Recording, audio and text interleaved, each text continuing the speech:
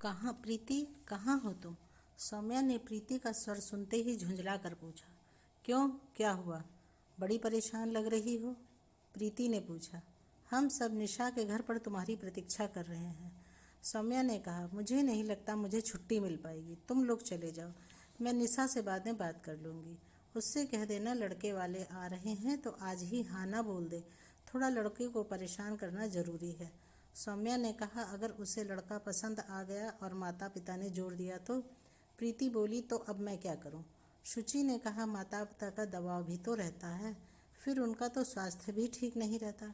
प्रीति बोली। इसी को तो इमोशनल ब्लैकमेलिंग कहते हैं। सौम्या बोली। छोड़ो भी, अब हमें क्या। सौम्या जल्दी से तैयार होकर निशा के घर चली गई। वह सोचने लगी लड़के वाले तो आ ही गए होंगे। उसे देखते ही निशा ने कहा, प्रीति कहाँ है?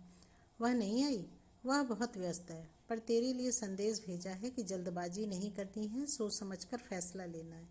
निशा बोली। सच पूछो तो मैं भी थक गई हूँ। तरुण के साथ 2 साल के संबंध के बाद उसने अपने परिवार की मर्जी से शादी कर ली। मैं अब आगे कोई ऐसा काम नहीं करूँगी जिससे मम्मी पापा को दुख हो। मेरा भी तो कोई कर्तव्य है उनके प्रति।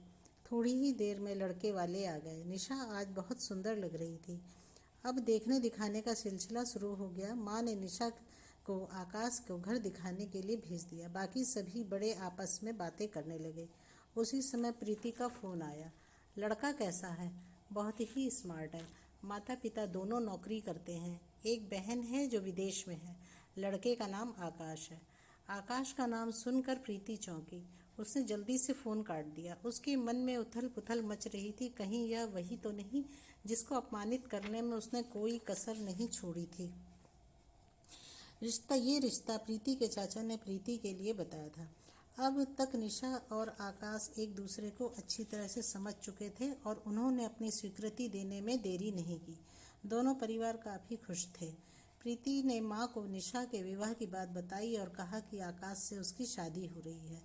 विवाह के दिन बड़े अनमने मन से प्रीति निशा के विवाह में पहुंची और तोहफा देकर बधाई दी और जल्दी न आने के लिए माफ़ी मांगी। उसने कनखियों से आकाश को देखा जो बहुत ही सुंदर लग रहा था। अब उसे अपने व्यवहार पर अफसोस हो रहा था। वह थोड़ी देर बातचीत के बाद घर वापस आ गई।